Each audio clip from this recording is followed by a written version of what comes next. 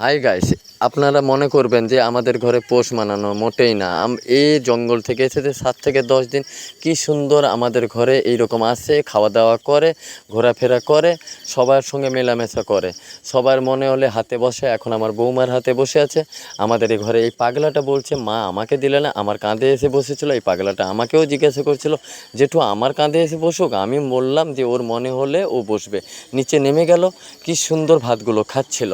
তখন আমাদের পাগলাটা ওকে ধরতে যাচ্ছিলো। ও বলল যে, দেখো তোমরা আমাকে কেউ ডিস্টার্ব করবে না, আমি তোমাদের ঘরে আসবো, খাওয়া দাওয়া করব। আমার একটা স্নেহ ভালোবাসা তোমাদের ঘরের সঙ্গে কয়েক জন্মর জুড়ে আছে।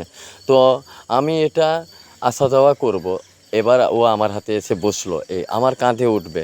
তখন আমার মুখ থেকে একটু কি সুন্দর হাসিটা বেরোলো।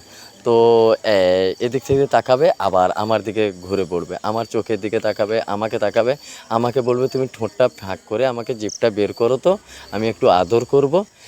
আমিও ভালো লাগছিলো, আরও দেখাচ্ছিলাম, ওর একটু আর ভালো লাগলো না।